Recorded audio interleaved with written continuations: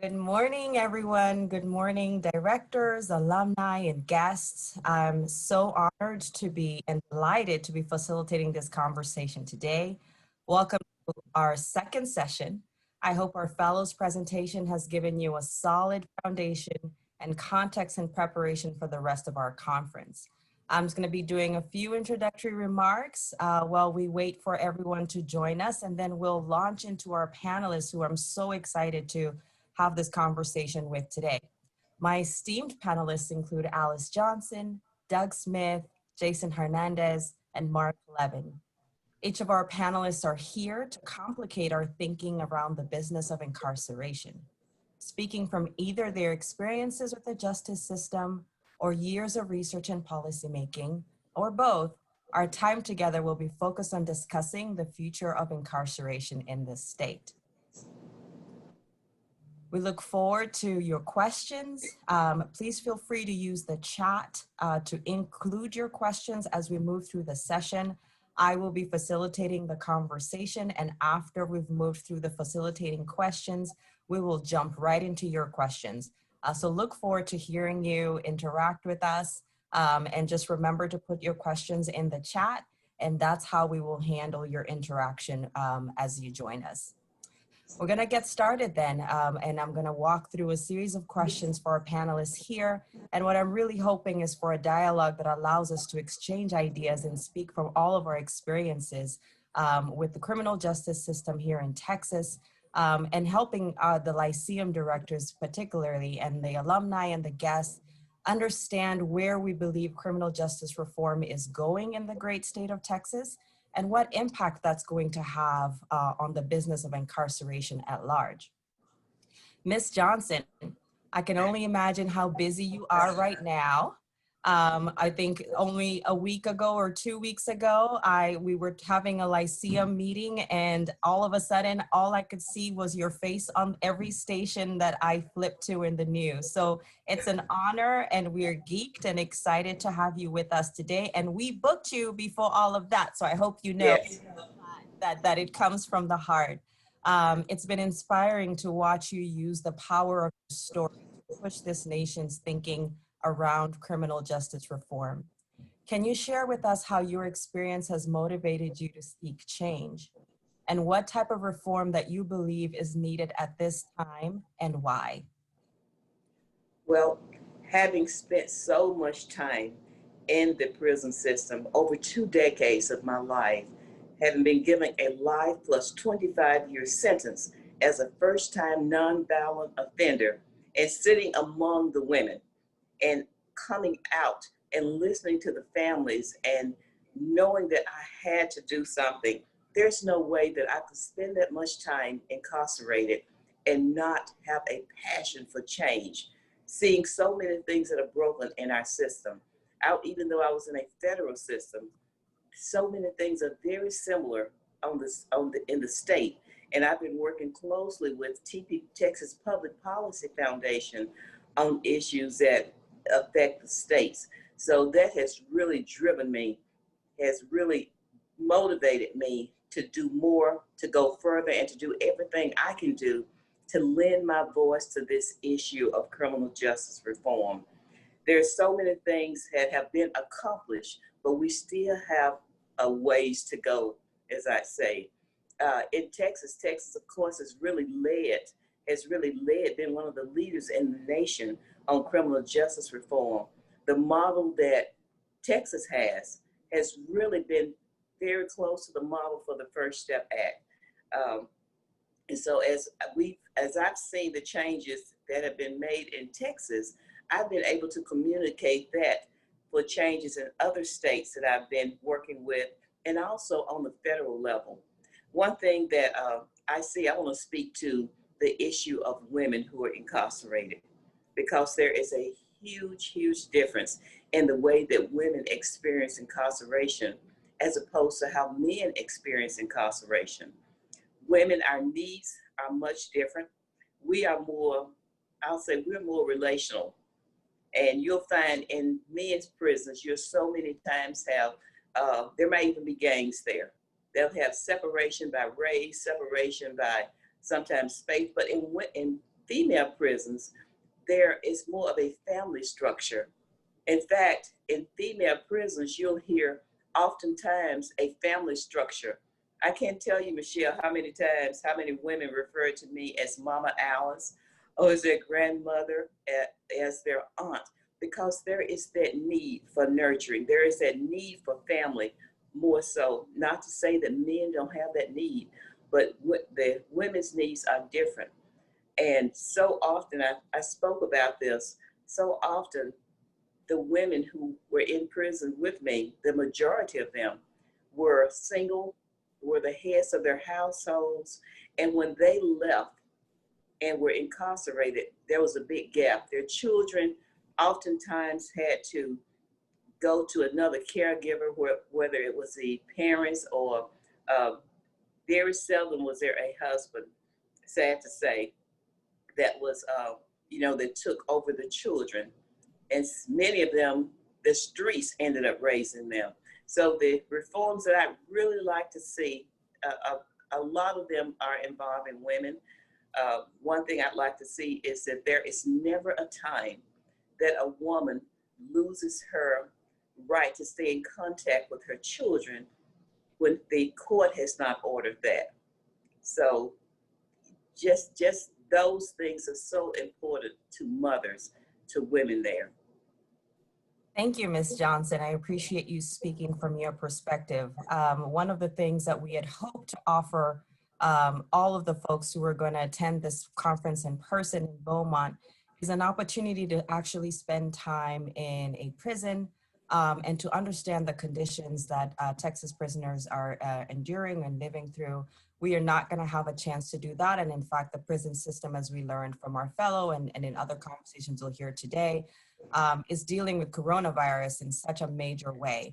But in what we hoped to substitute, instead of having that time in the prison with you all, directors, alumni, and guests, was to make sure that this session was very grounded in the experience of those who have interacted with the criminal justice system and spent time behind bars.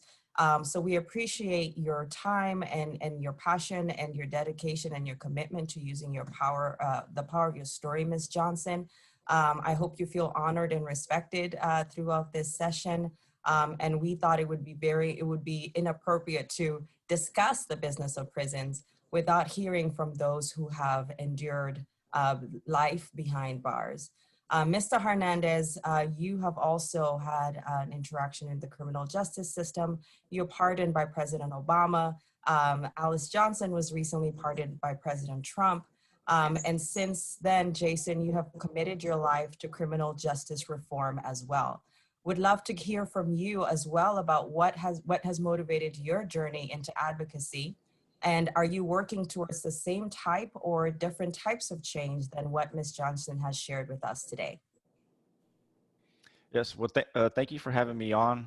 It's an honor to be on this panel with all these all-stars that you just mentioned, these rock stars that we have on here. But you know, the things that motivate, there's so many elements that motivate me and get me out of bed and to fight to end this mass incarceration. But I would say the number one of those factors is right now, 1 out of every 3 African-American kids born today will go to the prison system. 1 out of every 6 Hispanic kids born today will go to the prison system sometime in their lifetime. And if that is not enough to motivate somebody, I don't know what is. But for me as well, and what you just mentioned, it's so sad that you're not going to be able to go visit prison. And I don't know if y'all strategically chose Beaumont, because I look at Beaumont as being, you could say Beaumont is probably the incarceration capital of the world. I think at any given time, Beaumont has between 9 to 11,000 people that are incarcerated, whether in their federal system, their state system, their county system, or their juvenile justice system. And when I was asked to speak, I thought that I was actually going to go to Beaumont, and it was I kind of was hesitant. I didn't know if I wanted to go because I have a bad experience with Beaumont in the sense that I was incarcerated in Beaumont's United States Federal Penitentiary from 1999 to 2008. And during that time, it was considered one of the most violent prisons in the United States on the federal and state level. But it wasn't so much as a result of the people that were incarcerated there, but it was the design of the prison, a prison that had nothing but walls and concrete and barbed wire, no trees, no birds, no roses, no bushes, no type of elements of life or the environment, and that negatively impacts an individual. But luckily, as you mentioned, I was able to receive clemency from President Obama. I did 18 years while I was incarcerated. But also the other thing that motivates me probably the most of anything anything else is that unfortunately my brother was incarcerated not too far from Beaumont. I think about 88-minute drive. My brother was incarcerated in Livingston, Texas at a prison called, at that time, Terrell Unit, which is now Polinsky Unit. And he was murdered by 3 other prisoners in 2002. And, for the longest time, I always wanted to figure out why my brother was killed. But then I figured out if I find out why my brother was killed, it's not going to solve nothing. What were the elements that led to those individuals to go to prison and to kill my brother and to think that it was all right to take his life? So just shift my focus and trying to solve problems and not trying to figure out specifically why was my brother murdered that day. Some of the things that I'm working on, obviously passionate about clemency, just like Alice is, just launched with the ACLU a month ago, a national clemency campaign. And the basis behind that is to end mass incarceration through mass clemency, whether on the federal or through the state level. Another initiative that I'm working on is here locally in the Dallas-Fort Worth area, where we have a jail that's been shut down, Dawson State Jail, which was also a notorious private facility. And what we're going to do with that is we're reimagining jails, reimagining prisons. And there's a great river right there. We're going to turn it into a place of healing where there's people can go there and they can understand the history of why healing needs to be, but also what healing looks like. And why can't prisons have yoga stations? Why can't prisons have rivers and trees and bushes and things to that extent? So those are, and also part of that project as well will be to end private prisons, because we know those are probably some of the most ill-run and notorious facilities that we have for our people that go to prison. So those are some of the things that I could probably go on and be probably cut off, but those are some of the main things that motivate me and get me out of bed every day. Thank you, Jason. Doug Smith, you have also spent time in prison. I'd love to give you an opportunity to talk about how that experience has also led to the work that you do now and the changes that you're pushing for. I'm particularly excited to have you on call because I know that you have dedicated a lot of your time and your career in policy change across the state in similar but also different ways than Mr. Hernandez and Ms. Johnson. So I'd like to turn over to you, and if you could share a little bit about yourself as well as your experience with the criminal justice system and what that means for your work now. Certainly, I'm honored to be a part of this panel. Just really honored. And I love your introduction when you said that we're here to complicate your thinking. Finally, someone has the right introduction for me, because that's what I love to do, is complicate people's thinking. So right now I serve as Senior Policy Analyst for Texas Criminal Justice Coalition, and we work to decrease the footprint of our state carceral system and find alternatives that are more community-based. I also serve as Adjunct Professor of Social Policy at UT, and yes, I served 5 years, 8 months in the Texas prison system for crimes that I committed out of desperation and at the tail end of a battle with bipolar disorder and substance use disorder. I think about today, I went outside and I got to wear long sleeves, and this is always a pivotal day, because when I was in prison, there is no air conditioning. The heat is so oppressive.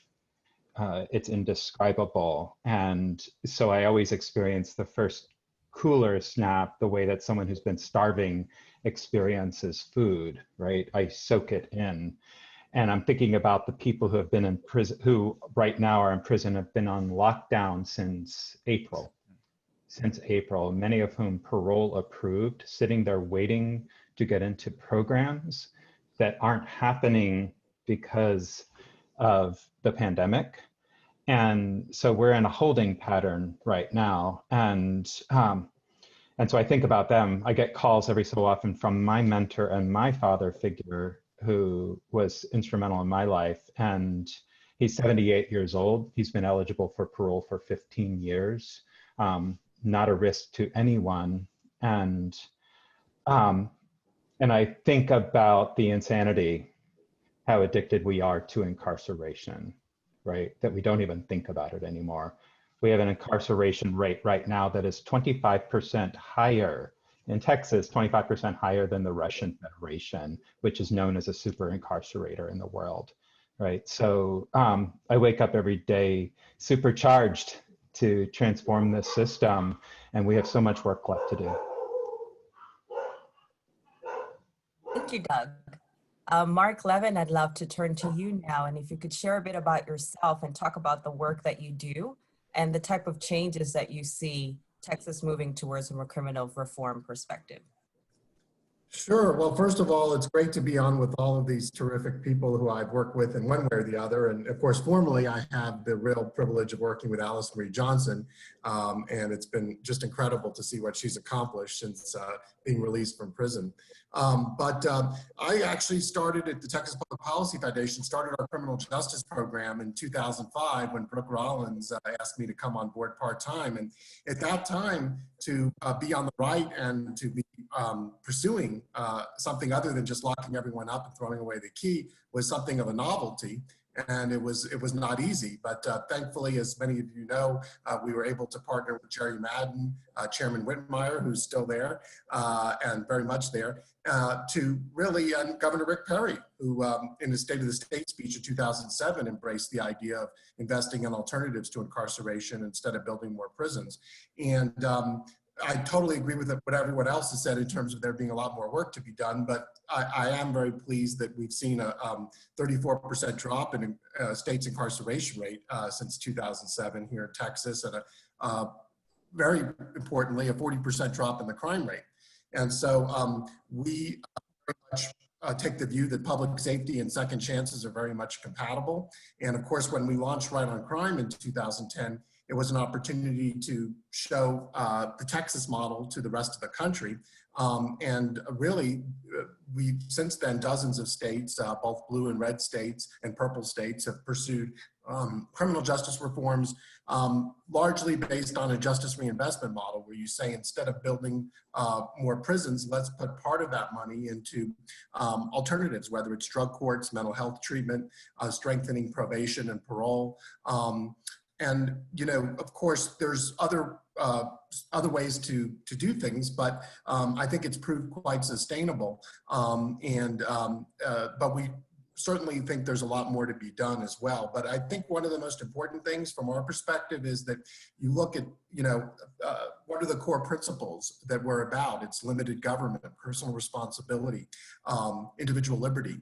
And so and redemption, I mean, that's part of every major religious tradition. So this isn't a matter of, you know, compromising on core principles. It's actually a matter of vindicating them through sensible criminal justice reforms. And, you know, I think certainly as we look back, you know, it's really been 15 years since some of the initial changes in Texas in 2005, and then really the major a shift in 2007, $241 million towards justice reinvestment, which saved us building a couple billion in prisons. And at that time, that was the goal, was to simply avert building more prisons. And by the end of this year, we'll have closed at least 10 prisons. I think it actually may end up being more than that. As Doug kind of alluded to, the numbers are down a lot since the pandemic, now to 121,000 people in prison. We once had about 160,000, and that was at a time when there were fewer people in Texas overall. So, but as Doug noted, there's cases that have just sat piling up, and at the same time you've got people in prison who are waiting to complete programs. Some of them I'm really pleased to have found out, we've been working on this for the last several months. The TDCJ is now implementing tablets, which will facilitate both video visitation and also being able to complete some of these programs. So we are optimistic going forward that we'll continue to see strong numbers, both in terms of public safety and continuing to sustainably reduce our prison population. Excellent. Thank you, Mark. I'd love now to focus a lot more on some of what you all have shared around criminal justice reform and the work that you see ahead of us. Whether motivated by your own personal experiences, your work in advocacy and your work in policy change, I'd love to understand from your perspective where it is that you see criminal justice reform heading in our state, and what do you think is triggering this change? Criminal justice reform includes so many different issues and different topics and different things to push for. From y'all's perspective, where do you see all of it going? And what do you think is changing this shift and inspiring a desire to reform and transform our criminal justice system across prisons, jails, and detention centers? Let's start with Jason.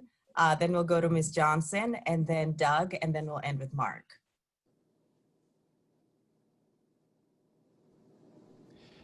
Yes, I think one of the major reasons that's leading this major reform that's going on in the federal and state level is that it has a lot to do with the internet and social media, to where we are not us, but the people that are in those positions to make a change. Everybody makes a mistake, right? Everybody's entitled to second chances, and some people have never even had that second chance, and they're entitled to a first chance. And through social media, we are seeing some of our highly most regarded individuals, right? Whether they're religious figures or whether they're political figures that have made huge mistakes in their life, right? And they're entitled to second chances, third chances, and some of them even a fourth chance. So I think that when we think about criminal justice reform and what is leading this,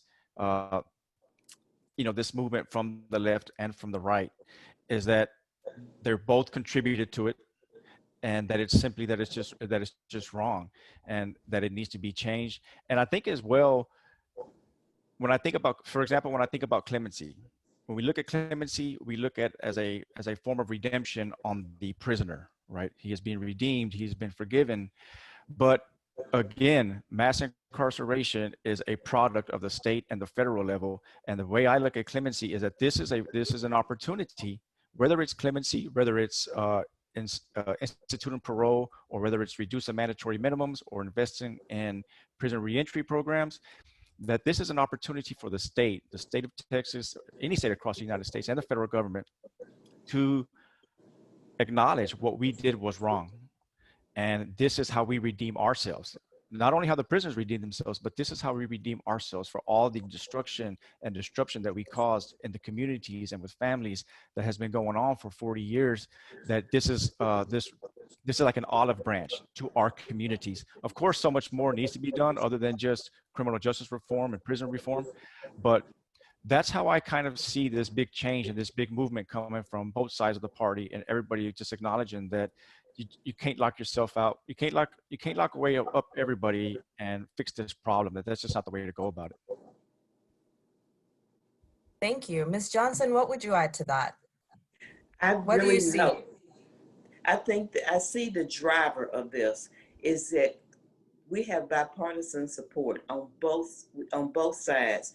This is not a partisan issue. This is really a humanitarian issue. As I've said, when one person goes to prison, their whole family goes with them.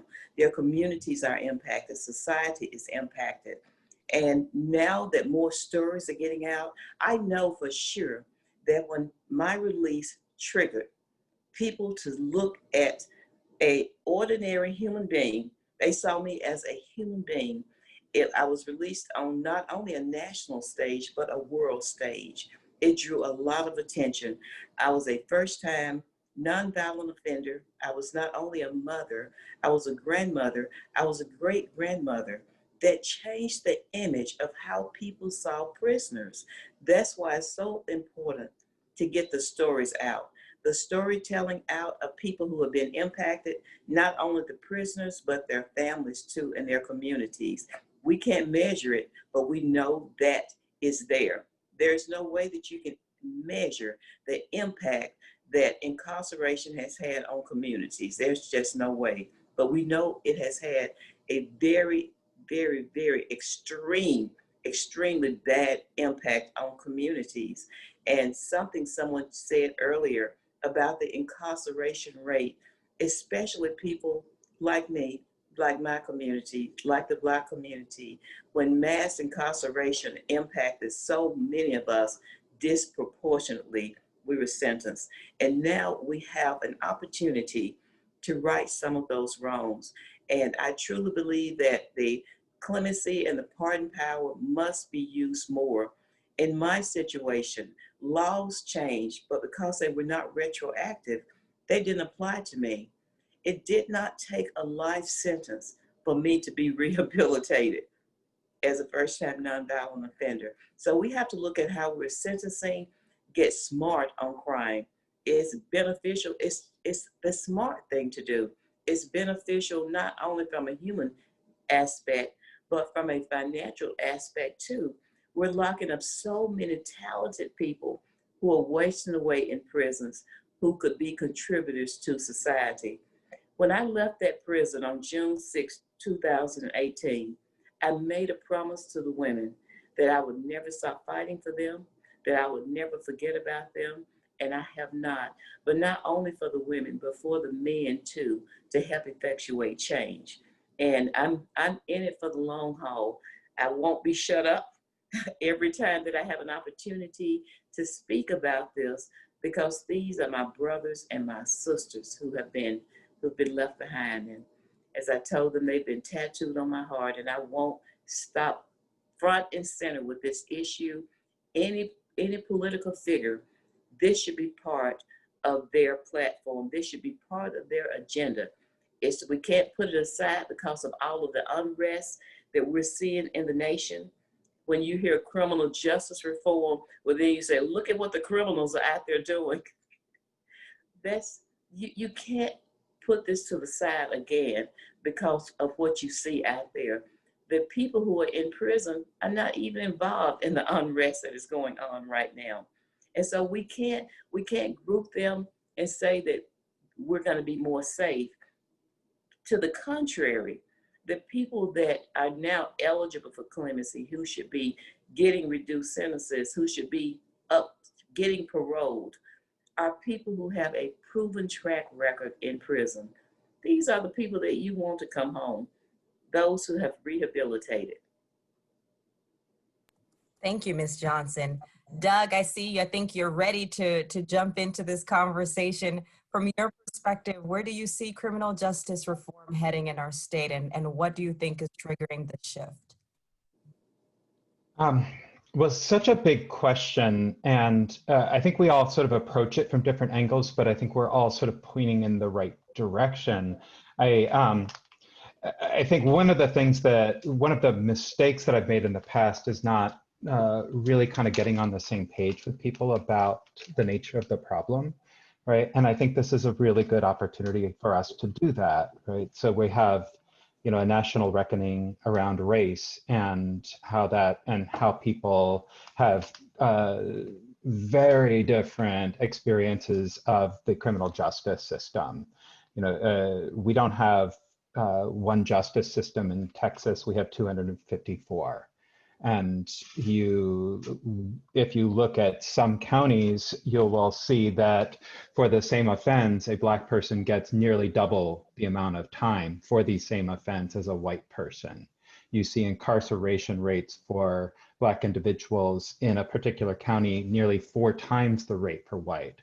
In one county, the incarceration rate is nearly 2,700 out of 100,000 for Black individuals, which is tantamount to the incarceration rate under Stalin during the Great Terror, right? That's what it's like to live under the criminal justice system for a Black individual, and a lot of whites never experience that. I've been in the criminal justice system. I know what the inside of a prison cell looks like, but I've never in my life been pulled over for failure to signal, right, which is a daily occurrence, right? And I think that it's important for us to get on the same page about that. And this is a really good opportunity for us to do that if you combine it with the fact that we have a pandemic and our prisons are sort of nursing homes from, they're kind of nursing homes from hell, excuse my language, and a massive, massive budget shortfall that we're all experiencing. This is our opportunity to reckon as a state with that and make incarceration truly the last resort, right? And so we're looking at all parts of the system.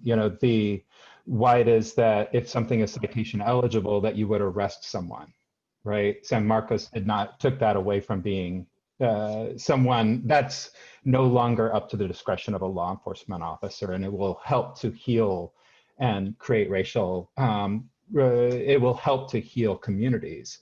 We have an opportunity here to lower drug penalties so that and shift those funds into communities like Beaumont that doesn't have immediate access to virtual outpatient or recovery housing. We have that opportunity, and we have an opportunity to look at all parts of the system, like 50,000 people being turned down for parole, costing the state $1 billion every single year, when we could have been focused on rehabilitation from the time that someone entered into prison to make them parole eligible on the day that they're parole eligible, right? So we have a chance to do that right now, and I hope that we seize that chance to create healing and to actually support our communities to deal with those issues that give rise to incarceration. Thank you, Doug. Mark will round us out. Where do you see criminal justice reform heading in our state, and what's triggering this shift? Well, I think one thing that's triggered the shift beyond all the philosophical reasons it's already been discussed, and this is true throughout the country, is actually some of the kind of cases in which incarceration is used. It doesn't work. The bottom line, that's the bottom line. Now, we all know one thing that prisons and jails are good at is incapacitation. If someone commits a crime, it will be, as sadly Jason, somebody else in prison, which happens much too often. But so it segregates people from society for a certain period of time. But contrary to like the word origin of penitentiary, right, of penance, even though you can find some really good programs like which is a nonprofit program, or the Prison Fellowship Academy that I visited, also in Texas. And I encourage everyone watching to visit both of those because they're incredible. A relatively small percentage of people that are incarcerated that are in these terrific programs. By and large, prison is at least as likely to make someone come out in a worse condition than when they came in. And part of that is the negative peer influences in prison. Some people feel like they have to join a gang in prison for their own protection. And then that doesn't even begin to talk about the problems people obstacles when they're released from prison in terms of employment and housing, which sadly are even worse now given the pandemic and the restrictions associated with it. So now, as far as deterrence, it does perhaps work pretty well for white-collar criminals who have a wonderful life before they end up finding themselves incarcerated. Others, though, tend to have a life of desperation, whether it's because of substance abuse disorder or mental health issues. And frankly, when most people commit a crime, they don't even think they're going to be caught. And a lot of what we need to do is actually solve a greater percentage of serious crimes, which is a separate issue in terms of policing. But I think the bottom line is we see what I just said borne out in the data. So Harris County several years ago started a state jail diversion program where they actually, these are mostly people charged with possession of less than a gram of drugs. They identified them almost immediately after they were brought to jail and offered them this opportunity where they don't get a conviction, provided they complete a diversion and treatment program, which is supervised but by probation, but they're not actually on probation because they haven't been adjudicated. And indeed, if they're successful, they never get a conviction. It broke through all the problems, including the fact that without this, people accumulate jail time if they can't afford bail. And so they have a disincentive to take probation or diversion because they've already had most of their sentence it's already been time served by the pretrial jail time. So what the data has shown is from that Harris County program, the same people, apples to apples, same risk level, same prior offenses, compared to those that went to state jail, 2 to 3 times less recidivism for those that went to the state jail program. So it's quite remarkable. Now, looking towards next session, this is what should guide us because we made a big mistake back in 2003, which was during that budget deficit year, we basically cut probation by 20% and also other alternatives. We ended up, that set the stage for this projection that I referenced in January 2007 by the Legislative Budget Board that we have to build 17,000 prison beds over the next 5 years, partly because probation, they didn't have the resources to supervise people, caseloads spiraled, and they started revoking people for technical violations even more. Which is missing appointments, positive drug tests, leaving the county without permission, having alcohol, things you can do if you're not on probation that are perfectly legal. Now, finally, this plays into one of the things we need to do next session, which is addressing, prior to COVID, we had about 12,000 technical revocations every year from probation in Texas. Many of you are on parole, but probation's 121 departments, parole one system, so they've been able to really solve it through graduated sanctions as a statewide system, which again, that means if you miss an appointment, we don't revoke you, we may give you a curfew or another sanction. So what happened though during COVID is probation started using virtual check-ins instead of the having to go to a probation office and wait in a waiting room to see somebody. And it's amazing, the failures to appear went down dramatically, and the technical revocations have gone dramatically. And so what we need to do is pass some legislation next session to really formalize this, make sure we continue using the virtual interviews, virtual sessions. We want to go back to in-person for those that need that. But most importantly, we want to say, look, there ought to be a statewide system of graduated sanctions incentives, and there ought to be a clear process, so it's not just someone's having a bad day, so we're going to revoke them to prison for technical violations. We could have them do a weekend in county jail, keep your job, and that works much better actually. And so at the end of the day, what we found with state jail as well as technical revocation from probation, sending somebody to state jail for 6 months, there's not even time to get them in a program by the time they're classified.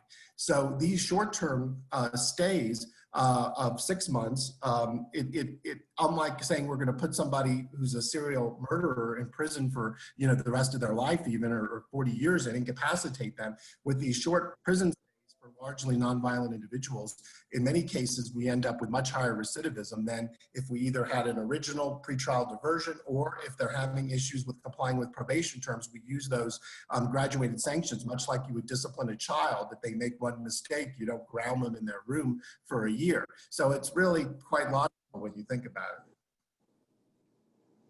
Thank you, Mark. We're going to pivot to questions from those who have joined us on this session today in about 2 minutes. Before we do that, I'd like to ask you all one more question. And if there's room for more questions, I'm sure I'll have a chance to throw some more from myself.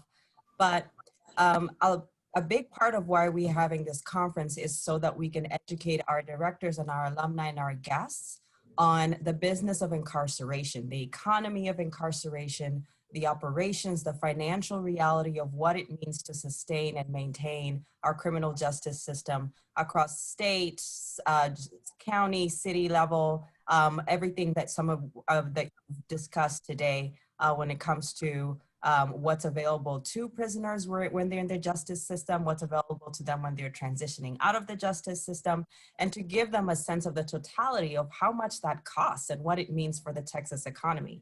A lot of what you all are pushing, and part of why we thought this conversation would be important, is if we can understand what reform means for the future of incarceration, how reform is going to change the reality and the current state of the status quo of incarceration in our state and in counties and in cities, then there should be an impact on the economy of incarceration and all the partnerships that rely on this industry to secure revenue, to deliver services. I believe that all of that would be disrupted.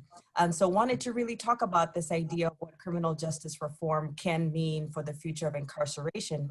Also, then if we, for example, realize all of the changes that that you have shared with us today, all of the changes that we want to make to our criminal justice system, how do you see this impacting the business of incarceration as we know it?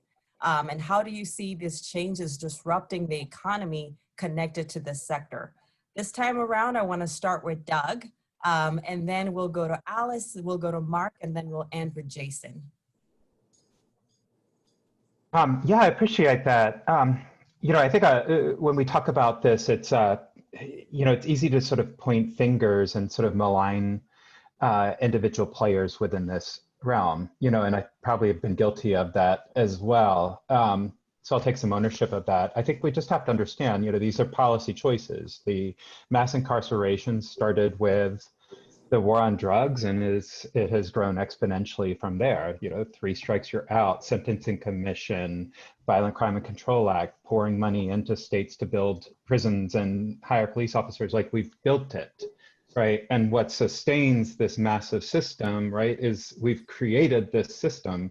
And so if we want a smaller footprint, right, if we want to emphasize community-based approaches, then that means that we need a smaller system, and that's going to cost jobs. And we have to understand that. If we have fewer people on probation, that means we need fewer probation officers, right? It's going to deeply impact them. If we have fewer criminal defendants because we are not arresting people for citation eligible, right, that means we need fewer prosecutors, right? And so we need to have a reckoning with that. But it's also an opportunity to really think, what if we were really interested in doing something about illicit drugs in our community, and we didn't use the criminal legal system to do that, right? What is it that we could build instead?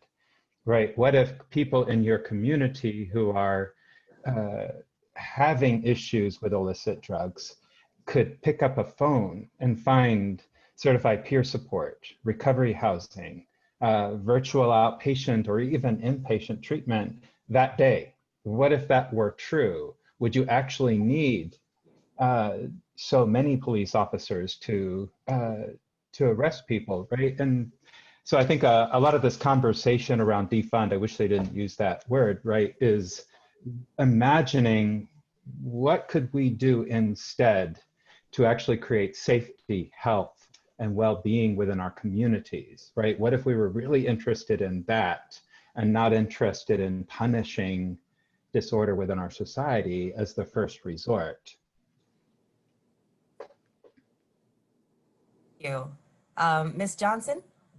Yes, one thing that we have learned as a nation, and that is during this COVID-19, and that was the ability to innovate. We've had to make changes in our lives, changes in the way we school, our school system, changes in the way we do business. And even though this will disrupt some businesses and the way that we're used to doing things, innovation is the key. As I looked at the ones who were in the perfume business, or the alcohol business, they started making hand sanitizers. What if we, as you said, imagine doing something different and innovating? We don't have to be a disruption for bad. It can be a disruption for good, because making changes in our criminal justice system is just the right thing to do. And we cannot look at not doing what is right, because we're looking at what it's going to cost businesses or cost the system by doing what is right.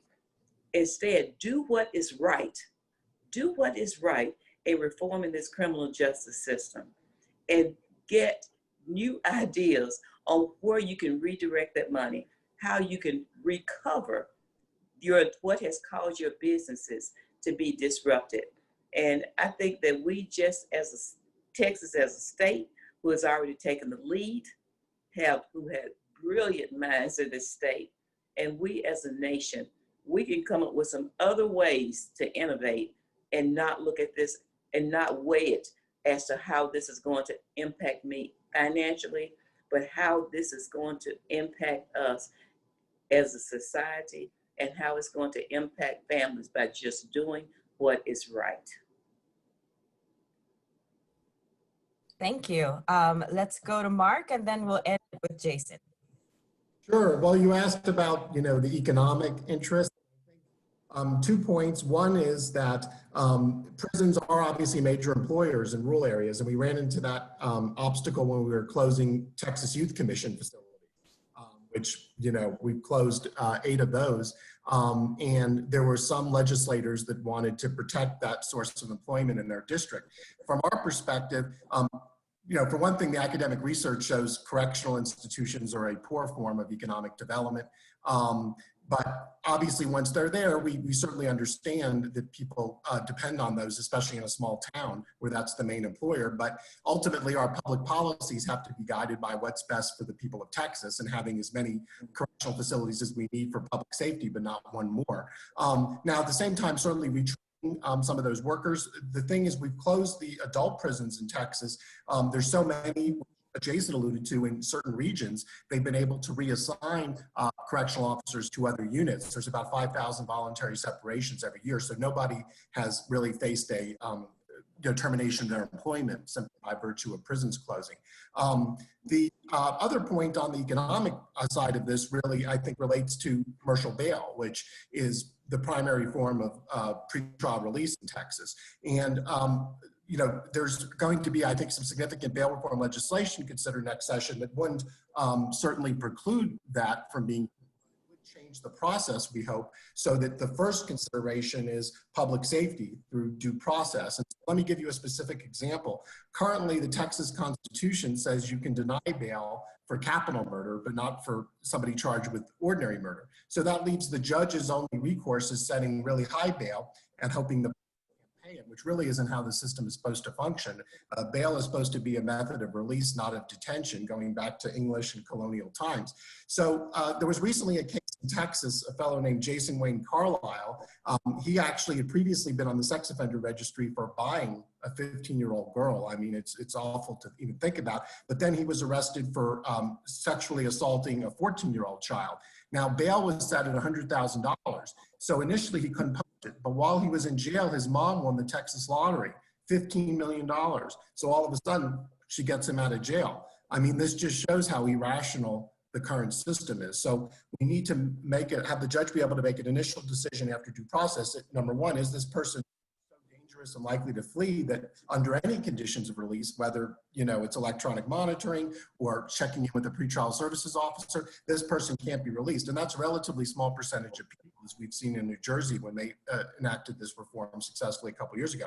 Then the second step is, okay, this person can be released. What conditions should there be on their release? And certainly that can be a number of things, whether it's having to, again, report to a pretrial agency. It could be some financial condition, whether it's with commercial bail or posting collateral with the county.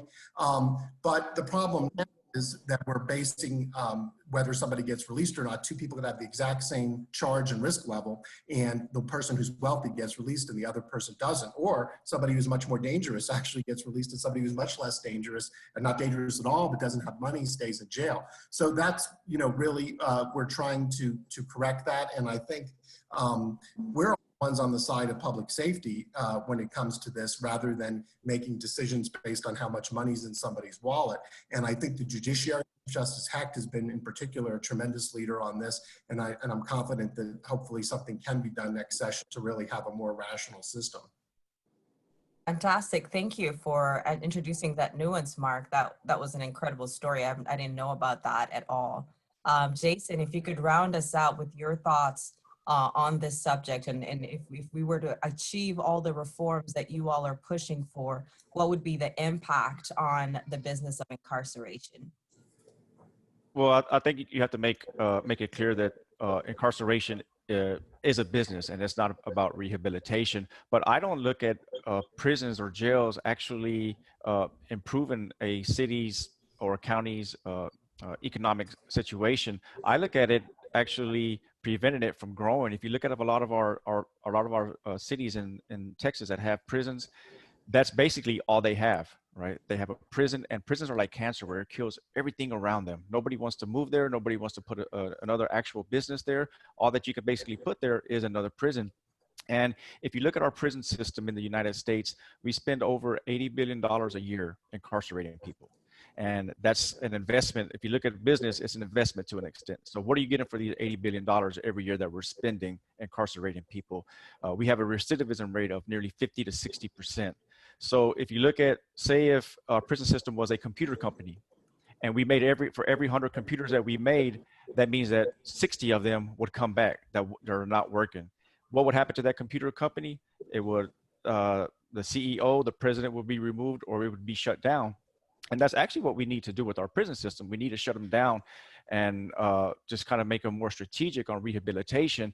Now, when you think about the economic impact that this is going to have, this money that's going to be diverted from our communities, you know, what can you do with $80 billion? Well, for $80 billion, you can have universal pre-K across the United States for every 3 and 4 year old. We know that even something as small as, well, as important as universal pre-K reduces a person's chances from getting involved with the criminal justice system.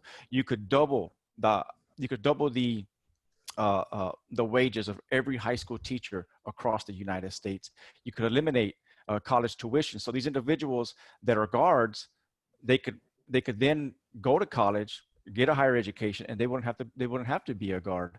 I think another important aspect of it as well is that when we think about where are these counselors and these teachers and these nurses that are in our prison, what are we going to do with them? Well, we can send them to our schools. Right now in our schools, some of our schools have more officers than they have nurses. Some of our schools have more officers than they have counselors that we can, and I hate that word too, like Doug said, defund, but I look at it as de-invest. And where do you redirect that money to? And we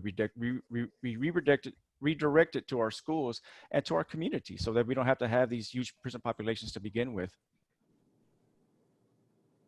Thank you. Thank you so much.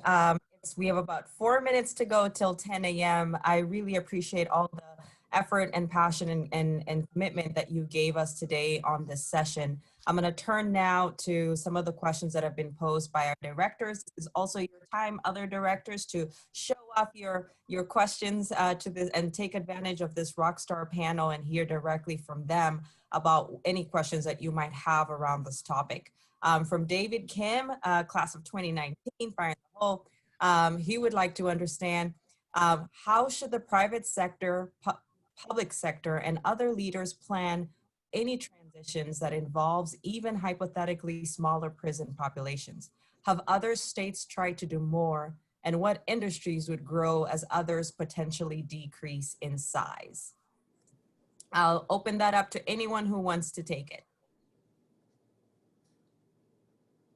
Sure, I would love to. I think that, you know, I love what Alice was saying about sort of innovate. Like, this is just such a amazing opportunity. You know, so we, one of the things that we're looking at, you know, we're looking at every aspect of the state prison system and how much it costs at the time of a financial crisis, right? And what could we do differently that actually achieves a better outcome, right, for less dollars? So, for instance, we pay 8 private prison companies to house people who don't have a home, who have been released from prison, right? And so we basically put people into quasi prisons, right, for their reentry process, right? And, you know, every report out of those facilities is that it's not conducive to reentry. So what if we were to reinvest that into rapid rehousing for people who don't have homes,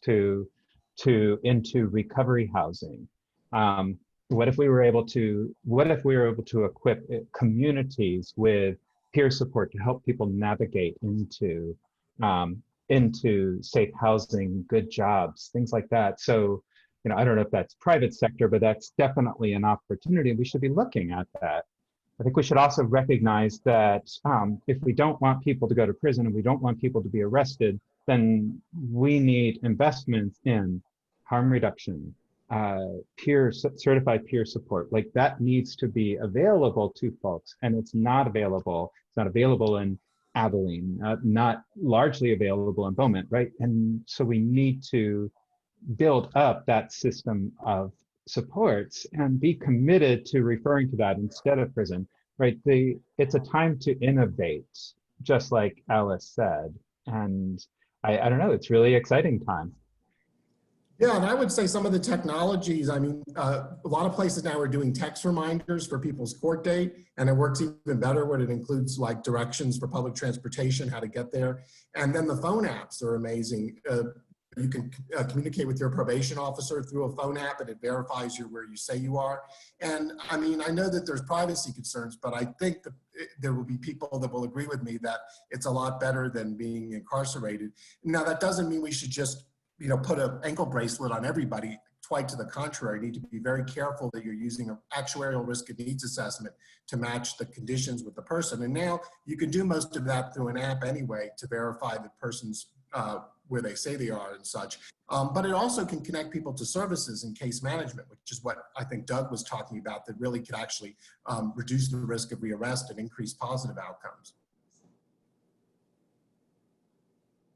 Fantastic. Alice or Jason, do you have anything to add to that? Excellent. Oh, go ahead, Ms. Johnson. No, go on. You can go to the next. I think those answers were great. Excellent. Well, I'm actually going to wrap us up now, and I want to give you all a chance to share one thing that you want us all to take away from this session today, from your heart and from your mind and the work that you do, that like Doug said earlier, and I said earlier as well, that can further complicate how we think about the business of incarceration in Texas. So I'd like to close out starting with Mark. We'll go to Doug, we'll go to Jason, and we'll end with Ms. Johnson. What's one takeaway that you want all of our guests to walk away with from this session? Well, I think that I think it's properly been said that criminal justice shouldn't be seen as a business. That this isn't the goal isn't to have a bottom line, you know, financial profit. But I do think that there's I would say that we should view the criminal justice system through the same lens of accountability that we would subject other government programs to, whether it's education, healthcare, et cetera.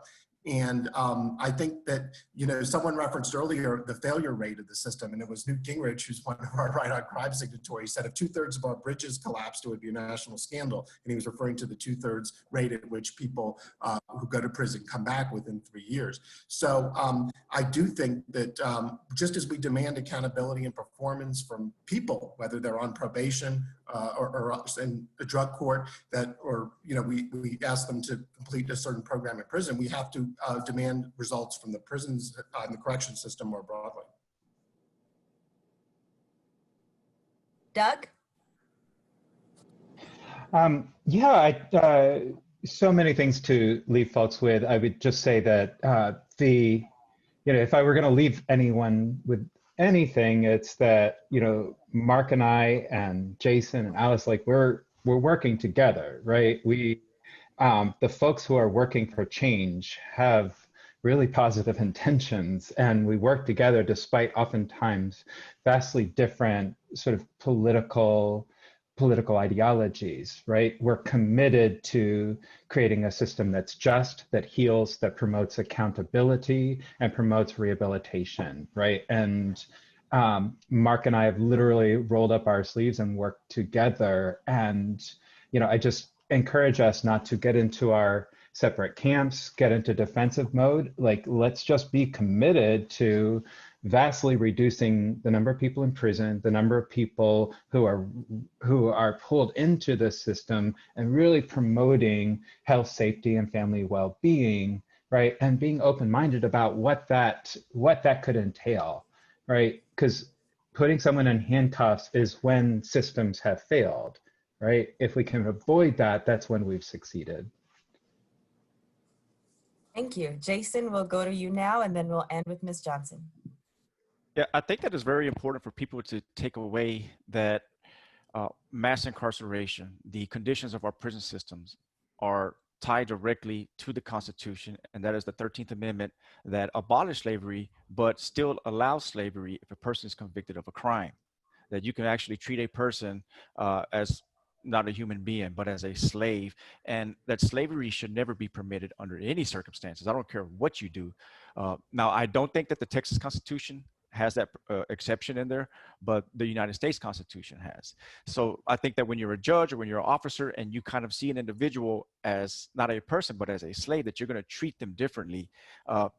Now, in order to change that, I do not know how that has not been a major movement in our criminal justice reform movement to remove the word slavery from the 13th Amendment, but that is something that each state has to come together to do.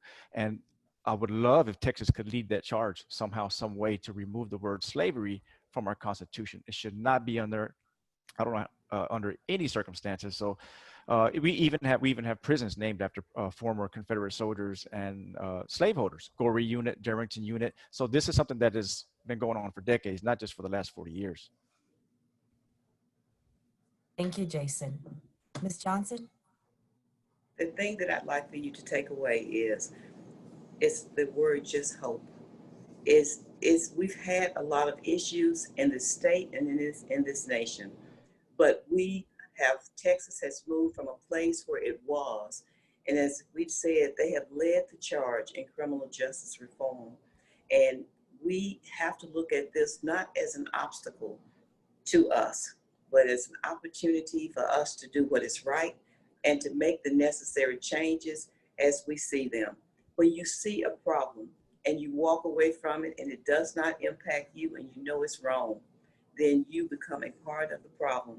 So I'm hoping that we can all join together, put aside differences, identify the problems, and let's chip away at fixing them as we have done in the past.